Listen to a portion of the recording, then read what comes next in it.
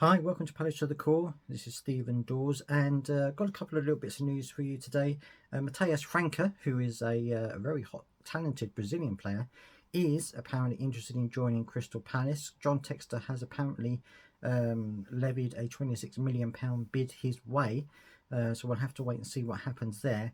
It will be a good acquisition for us, obviously, if we can put that over the line. There's been a huge amount of talk on the newspapers and online about this guy, and apparently, there is a deal there to be done. But as with always these things, it's very good to talk about these things, but then things usually turn differently later on. Per Schlur, for example, I did a video on him saying that an agreement had almost been unofficially made, but now in the press they're saying that the deal is off. So I think you have to wait and see what happens, and not until actually you see him on the Crystal Palace website with his shirt up, Crystal Palace shirt in his mitts.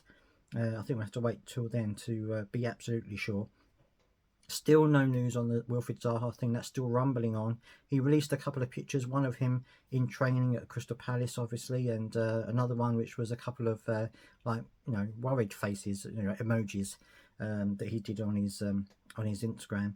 So we'll have to wait and see what happens with that as well. I mean, it's all a bit up in the air at the moment. Not a lot going on in terms of things coming in and out of the club, or players signing or not signing. There's been more speculation this time over Crawley about him leaving the club, and I think it's not good at this type of situation. I think we need to put these things to bed.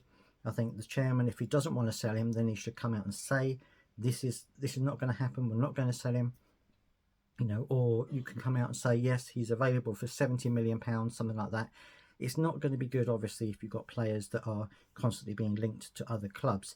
But we do have a number of clubs who are, a number of players, I should say, who are on long contracts, which obviously works in our favour.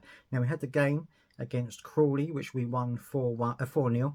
That was a good result for us. I think it was a bit of a walk in the park, to be honest. Crawley tried here and there to get into the game, and but they didn't really have what it took, and it was almost a bit like a training game for us. Loved seeing Ezzy putting his little tricks and things going in. He's obviously back into a little bit of form. Obviously this is Crawley, so we're not going to be we're not going to use this as a mark to how we're going to play in the Premier League. But it was good to see young players getting a shift in as well. They played well, and it's also good to see a lot of the players celebrating and looking like they're enjoying themselves out there. Of course, we'll have to wait and see, obviously, what the next game holds, but it looks like we're on the right track. Obviously we've got the whole team together this time for pre-season, so that's obviously a big bonus, and it looks like they're enjoying their football, which is another big bonus.